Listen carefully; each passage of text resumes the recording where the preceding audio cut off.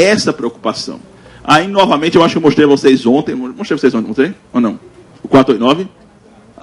Esse aqui é o artigo famoso. O artigo que tem aí o número 489, mas existe um movimento na magistratura querendo rebatizá-lo do artigo 666. Né? O artigo Beelzebub, o coisa ruim, o capeta. Né? Esse artigo é a vingança. Você tem que ter uma defesa específica. Eu acho que você tem que interpretar assim, eu concordo com você. Então, esse artigo 489 é o que fala, né, no parágrafo 1º, o que não é uma sentença fundamentada. E ela que tem sido alvo de enormes críticas, assim, de vários colegas, assim, tacando o pau e tudo. Eu entendo, eu compreendo, né, essa inquietação, essa insatisfação dos colegas. Mas eu vou ser sincero com vocês, quando eu li o texto todo, só teve um inciso aí que realmente me preocupou. Um pouco, mesmo assim, né? Porque basicamente está estabelecendo, né, que não é uma decisão fundamentada, seja ela interlocutória, seja só acórdão, né? Aqui, ó, se limitar a indicação, reprodução ou paráfrase de ato normativo, sem explicar sua relação com a causa ou a questão decidida. Eu já vi sentença, né, quando eu estava prestando recurso, que basicamente dizia isso, né? No presente caso concreto, incide o teor do artigo tal, defiro ou indefiro a medida. Ou seja, não foi feita nenhuma correlação, foi apenas feita a indicação. Tem que haver um mínimo de correlação da matéria fática com o direito. Empregar conceitos jurídicos indeterminados sem explicar o motivo concreto de sua incidência no caso. Trata-se de uma demanda cujo fundamento é relevante. Por quê? Tem que fazer essa explicação, é lógico. Invocar motivos que se prestariam a justificar qualquer outra decisão. Preenchidos os requisitos legais, defiro a medida. Né? Se limitar a invocar precedente ou enunciado em súmula sem identificar seus fundamentos determinados nem demonstrar que o caso sob julgamento se ajusta àqueles fundamentos. Também eu acho que se invocar uma súmula, seja para aplicar, seja para deixar de seguir, você tem que fazer a correlação. A única questão que eu acho que merece uma interpretação mais firme, mais cuidadosa, é esse inciso 4º aí.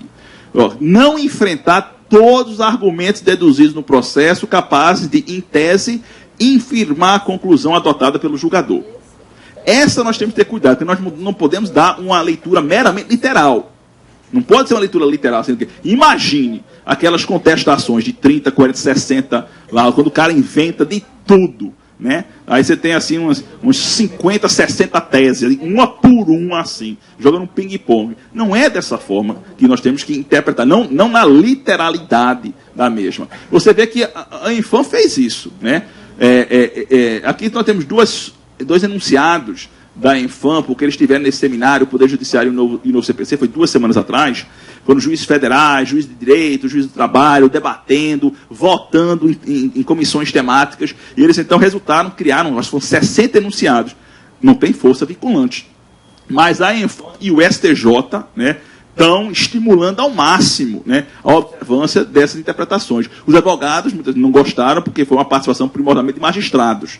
Mas aí, então, o código é seu, a interpretação é do judiciário. Né? Então, basicamente, essa, né, a resposta que foi dada. Então, haverá uma correlação também na defesa de enfrentar toda a... Também, essa exigência tem que ocorrer. Exatamente, ó.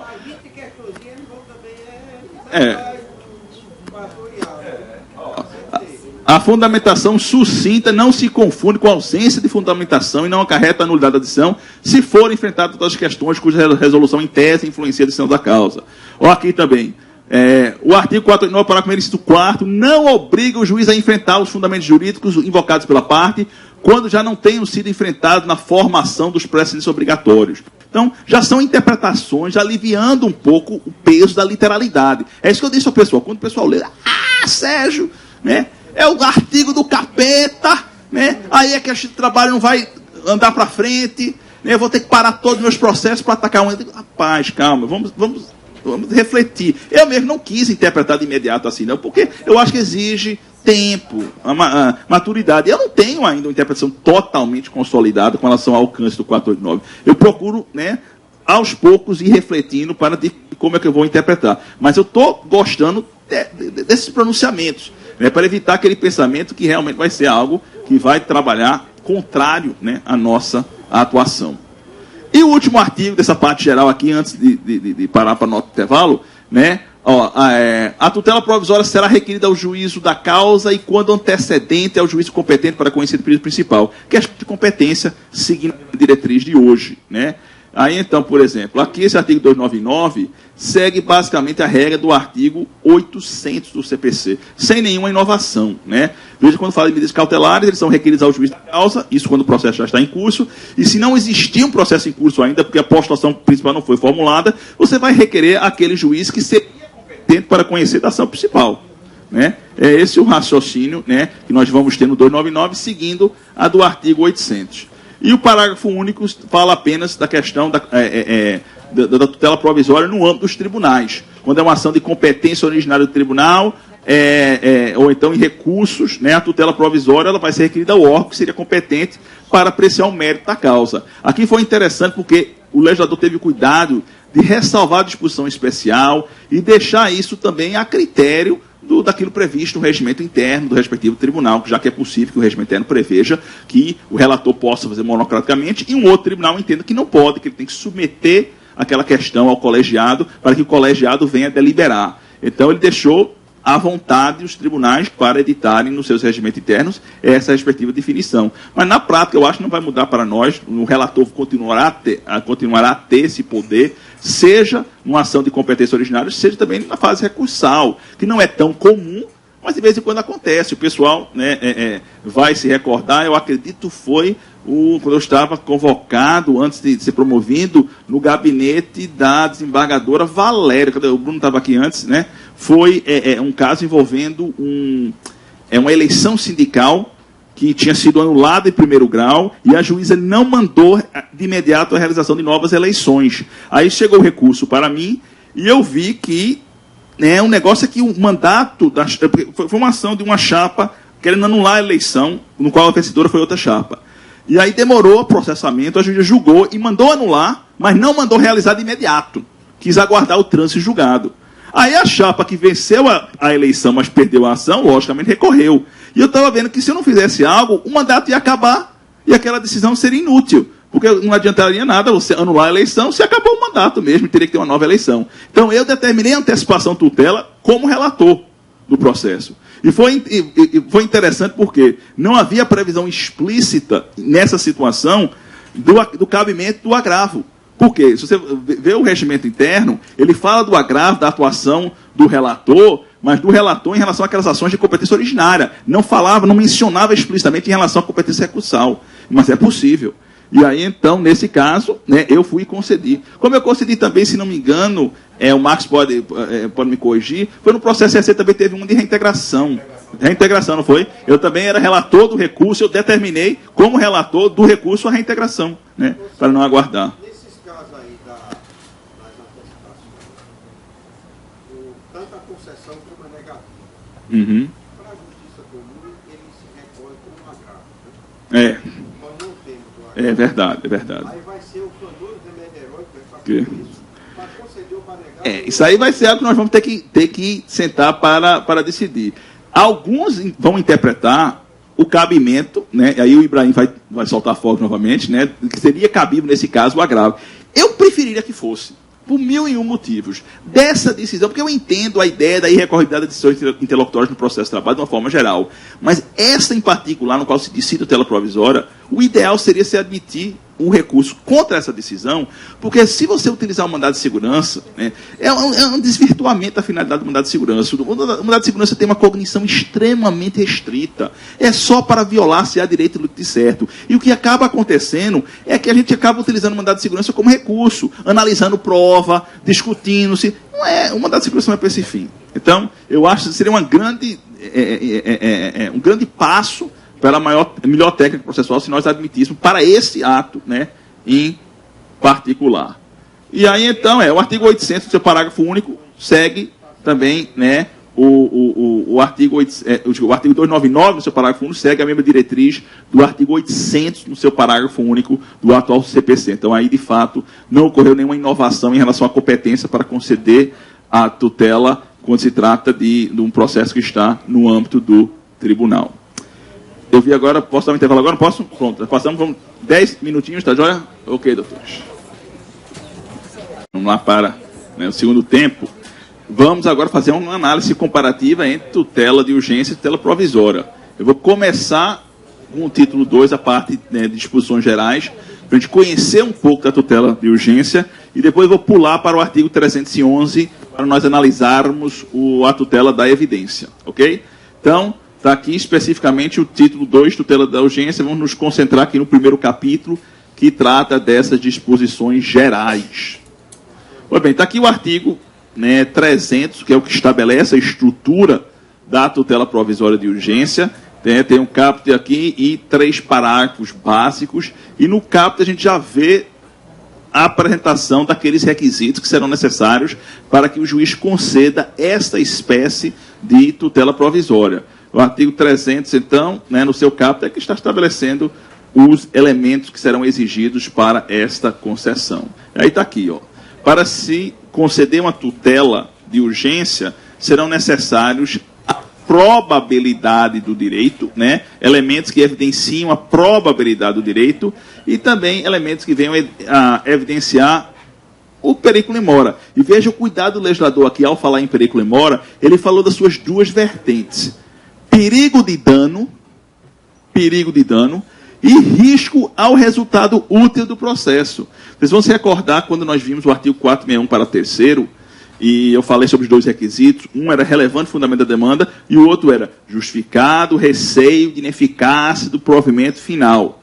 Ora, a ideia de risco ao resultado útil do processo é de justificado receio de ineficácia do provimento final. Então são duas vertentes. Uma coisa é o dano de uma forma geral, né, que pode ser causado ao processo ou ao próprio objeto do processo, e outro é que, mesmo sem esse dano imediato, há risco de, se não se conceder, não for concedida essa tutela agora, que o próprio resultado útil do processo irá ser prejudicado.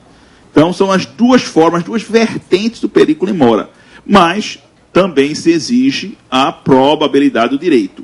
Então, a tutela de urgência, ela se funda, ela tem por fundamento a ideia de uma situação de perigo, uma situação de ameaça, a própria periclitância, que vai ser demonstrada, que vai ser evidenciada quando você tiver esses elementos que definem o perigo de dano ou ameaça ao resultado útil do processo, mas também como elemento secundário, mas ainda assim um elemento exigido, a probabilidade do direito. Por isso que eu concordo apenas em termos com a colocação, né, que o professor Nelson Neri mencionou, quando ele disse, não, a tutela de urgência vincula-se a periculum in mora. Eu concordo com ele com relação a, esse é o fundamento essencial, mas nós não podemos esquecer que também se exige indicação aqui de plausibilidade do direito, porque o legislador, quando falou em probabilidade do direito, ele estava utilizando uma expressão equivalente, né, ou próximo de o que entendemos como plausibilidade do direito. Então, o primeiro requisito seria esse, né?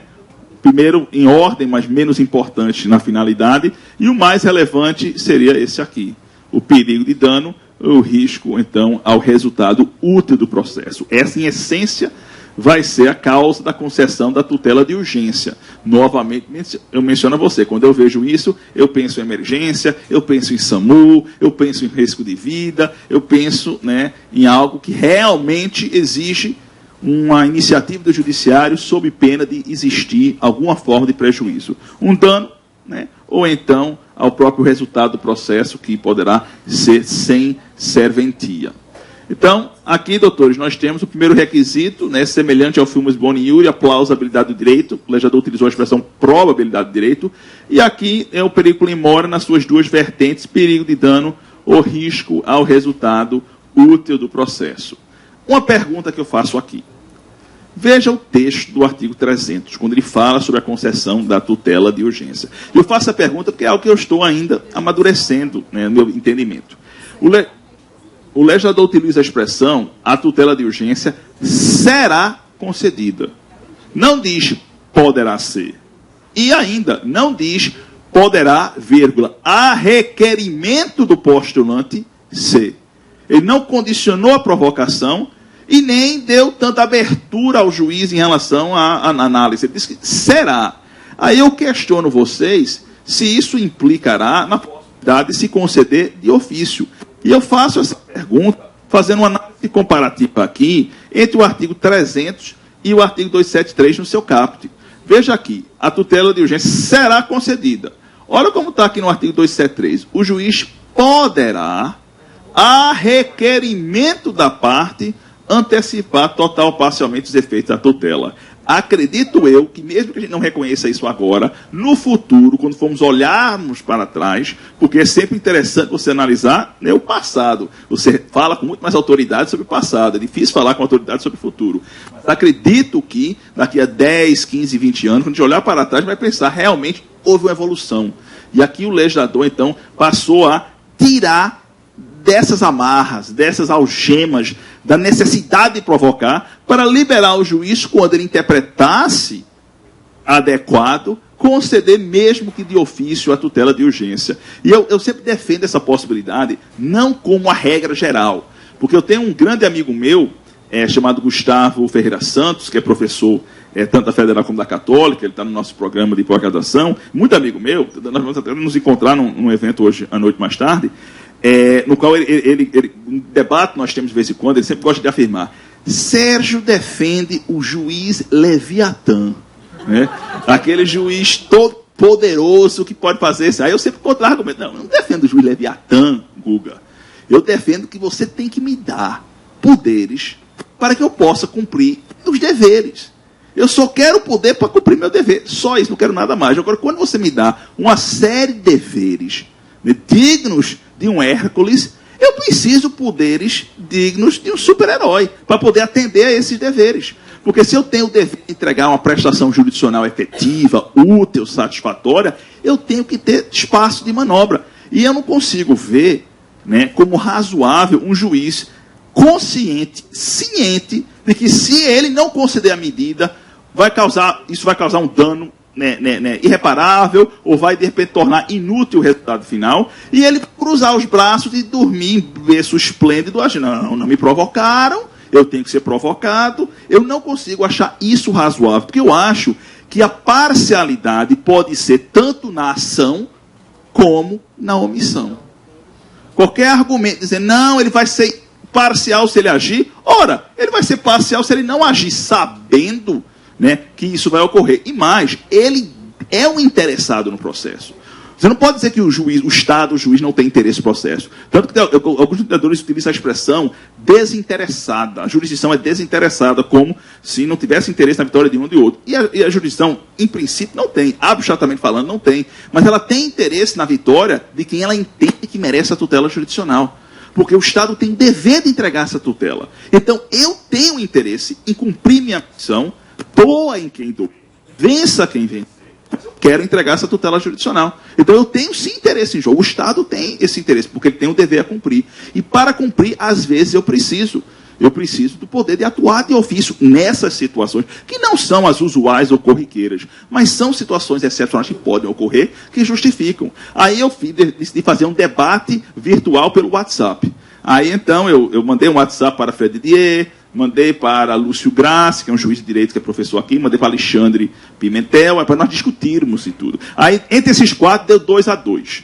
Porque o Alexandre é um pouco conservador mesmo sendo juiz, ele acha que não pode. O Fred, como bom advogado, acha que não pode, né?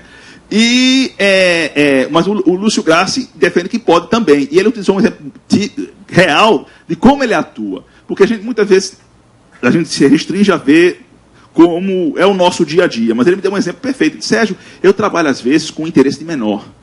E eu já tive caso no qual eu tive que atuar de ofício, porque não foi pleitear pela mãe, mas eu tinha que retirar, por exemplo, do pai, o guarda da criança, que eu sabia que estava num ambiente totalmente hostil para a sua formação.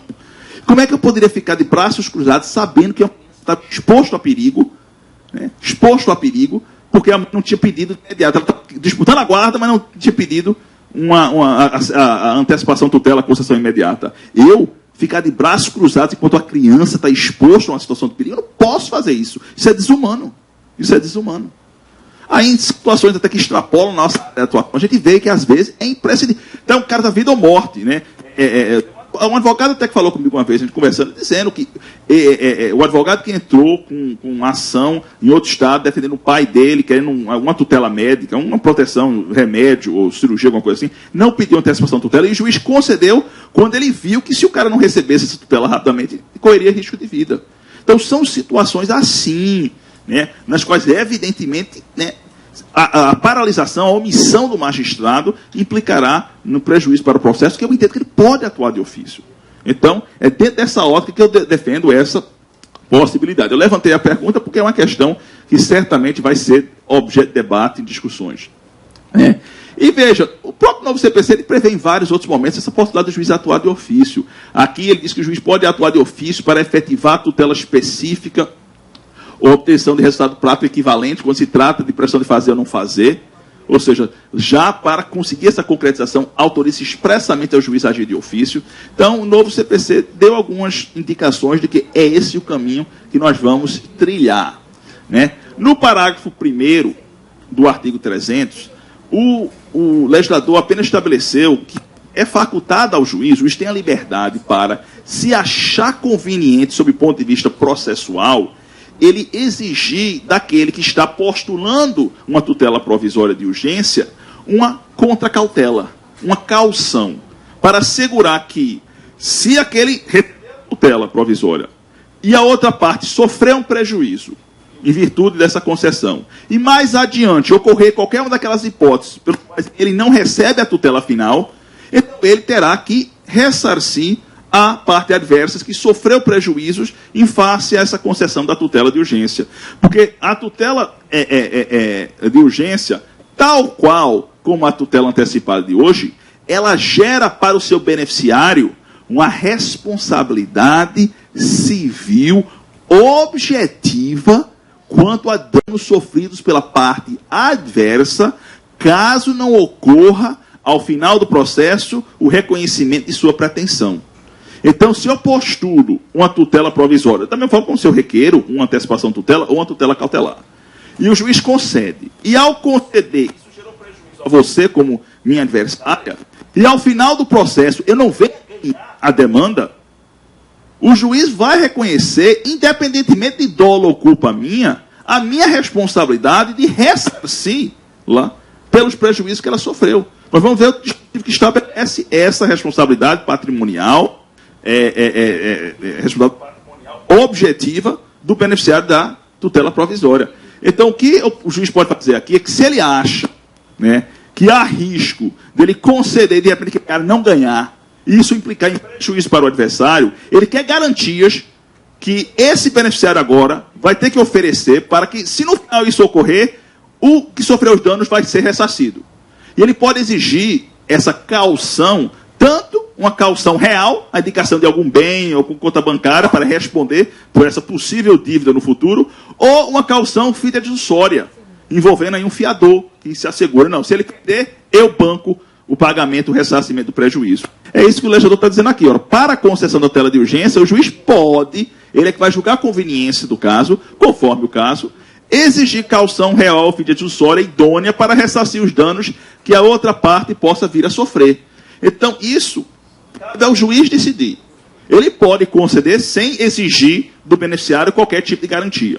Mas ele pode, se entender que há um fator risco aí grande, de repente ele dá para esse cara e o cara não vencer ao final, diz, olha, eu vou conceder a tutela provisória, mas me ofereçam bem como garantia de que, se você não ganhar a demanda ao final, eu vou vender esse bem para pagar os prejuízos que a outra parte sofreu. É isso que o legislador está dizendo. Aí você vai ligar, mas isso nunca pode ocorrer no processo de trabalho, em virtude, né, do trabalhador normalmente não ter dinheiro nem para comprar um calção, o que dizer de oferecer uma calção.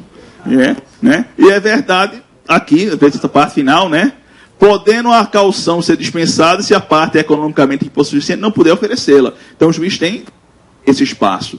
Se quem for o beneficiário for o empregado, por exemplo, o empregado não tem condições de bancar, o juiz, né, já está autorizado, então, a dispensar essa prestação de calção. Mas é algo que fica a critério do magistrado ele decidir se seria interessante ou não. Na realidade, isso aqui não é uma inovação, essencialmente, porque nós temos no artigo atual, no CPC atual, no artigo 804, um texto muito semelhante aqui, ó, se nós formos ver aqui, né? O juiz poderá determinar que o requerente preste calção real fidejussória de ressarcir os danos que o requerido vir a sofrer. Então, é uma técnica que já existe no atual CPC, não é inovação, mas deixou muito claro que cabe ao juiz decidir. Se cabe, se não cabe, se é necessário, se não é necessário, se ele quer desejar dispensar, porque trata-se de um beneficiário hipossuficiente, né? O artigo 300 deixa claro que a tutela de urgência, eu lembro a você, tutela de urgência implica em quê? Emergência, sangue, morte. Então é algo que nós estamos diante de uma situação de ameaça. Então o juiz aqui está autorizado a conceder liminarmente a tutela de urgência. Isso foi deixado muito explícito porque, num dos primeiros artigos do novo CPC, há o dever de consultar, o dever do juiz, antes de decidir de forma liminar, ele respeitar o contraditório e ouvir a parte. Está muito forte o contraditório nesse novo CPC, um dos reflexos dessas intervenções dos advogados, que valorizam a ideia de ficar sempre sabendo o que está acontecendo. Então, o legislador aqui foi muito cuidadoso de dizer, olha, pode, o juiz aqui pode. E ele também colocou, no artigo 9º, quando ele fala sobre que nenhuma decisão poderá ser proferida sem que a parte tenha sido previamente ouvida, quando ele fala nas exceções, ele menciona a tutela provisória de urgência. Então, ele expressamente diz, olha, tem que observar o contraditório, o juiz não pode decidir sem ter dado oportunidade à parte para ficar ciente do que está acontecendo. Agora, ele pode, nesses casos excepcionais. E ele menciona aqui a tutela provisória, depois nós vamos ver que ele menciona também a tutela de evidência em 2 dos incisos, não nos 4, mas em 2. E esse artigo 701 aqui é um artigo que fala sobre ação monitória, que ele pode também conceder de forma liminar no âmbito da ação monitória. Então, veja que são apenas essas 3 exceções. Veja como foi extremamente restrito aqui esse elenco. É uma classe que não demora muito para fazer chamada, porque só são, então, 3 hipóteses que o juiz pode decidir de forma liminar. Nas outras, ele vai ter que ouvir as partes para somente, então, decidir. Isso é uma decorrência do contraditório e, novamente, reflexo daquela visão do legislador e de quem estava ao lado do legislador, primordialmente nossos colegas advogados, que valorizam muito a ideia do contraditório. Permitir o juiz decidir sem ouvir as partes, normalmente enseja arrepios nos colegas advogados. Então, pronto. É possível essa concessão liminar aqui, vendo, então, essa como uma das exceções à exigência de ouvir a parte adversa. Agora, o juiz pode conceder liminarmente, mas veja aqui que ele também pode após justificação prévia. E aí eu chamo a atenção aí, porque nós não temos aquilo que o Milton apontou naquela anterior, citado o réu, Então, ele pode aqui exigir uma justificação sem necessariamente observar o contraditório para essa sessão de justificação. Porque no CPC atual tem aquela exigência, citado o réu, no artigo 461, parágrafo 3º. Aqui nós não temos essa última parte, porque uma audiência de justificação tanto pode ocorrer só com a parte que quer a tutela, para tentar convencer o juiz, como poderia ocorrer com aquela parte e o seu adversário. E aqui o legislador permitiu que o juiz fizesse como ele bem entendesse. Se ele achasse necessário ouvir o contraditório, ele poderia ouvir. Se ele achasse que bastaria a parte vir para aí na frente dele para tentar convencê-lo, porque quando o juiz opta pela justificação prévia, é porque ele não está convencido ainda. Porque ele está com algum receio, alguma dúvida. E aí ele quer que a parte venha e, numa audiência de justificação, apresente elementos para lhe convencer. Porque simplesmente aquela petição inicial com o que está lá escrito e a documentação não foi suficiente. Eu não estou ainda convicto, mas, como você pediu, eu vou admitir que você tente me convencer numa audiência. Não é tão comum, pelo menos não na forma oficial. Nós temos de forma extraoficial, quando o advogado vai despachar com o juiz, ou vai e pede para ir no gabinete do desembargador do juiz para tentar conversar. Isso, essencialmente, é como se fosse uma justificação prévia informal, mas a formal que deveria ocorrer, com registro nos autos e tudo, não é da nossa tradição, mas o juiz pode optar por esse caminho. E é semelhante aqui, esse parágrafo 2º também, só registrando, com o artigo 804, nessa parte final aqui, só com, aquela parte aí, que ele pode realizar a justificação prévia, sem ouvir o réu. O parágrafo 300, o artigo 300, parágrafo 3º, desculpe. A tutela de urgência na natureza antecipada não será concedida quando houver perigo de irreversibilidade dos efeitos da decisão. Você poderá dizer, não, professor, esse aqui não inovou, porque nós temos um dispositivo do atual TPC, no artigo 273, que diz a mesma coisa. Seria esse artigo aqui, o 273, parágrafo 2º, olha, que não se considerará antecipação de tutela quando houver perigo de irreversibilidade do provimento antecipado. Só que aqui eu vou chamar a atenção pelo seguinte, o legislador mudou. Veja que aqui no parágrafo 2º ele fala em irreversibilidade do provimento antecipado. Aqui ele fala em reversibilidade dos efeitos da decisão. E isso é sempre perigoso. Por que perigoso? Porque ao mudar, ele abre espaço para interpretações diversas. E o meu receio aqui é que venham a levantar a tese de que irreversibilidade dos efeitos da decisão é de uma dimensão muito maior do que provimento. Porque se você for pela literalidade, é realmente uma dimensão muito maior. Porque quando a gente fala em provimento, nós estamos falando na medida judicial, materializada. Por exemplo, o provimento reintegratório. Quando eu reintegro o empregado no emprego, esse provimento, ele é reversível. Porque eu posso depois mandar que ele saia da empresa. Então, o provimento, a medida, é perfeitamente reversível. Eu mandei ele entrar, eu mando ele sair. Perfeito. Mas quando você começa a falar sobre efeitos da decisão, efeitos envolvem várias dimensões. Por exemplo, na dimensão temporal, os efeitos da decisão serão sempre irreversíveis. Porque não temos como retornar ao status quo. Não temos como voltar no tempo. Você pode até voltar ao ontem, mas não ao ontem de ontem. E sim ao ontem, como ontem será hoje. É assim que você pode retornar.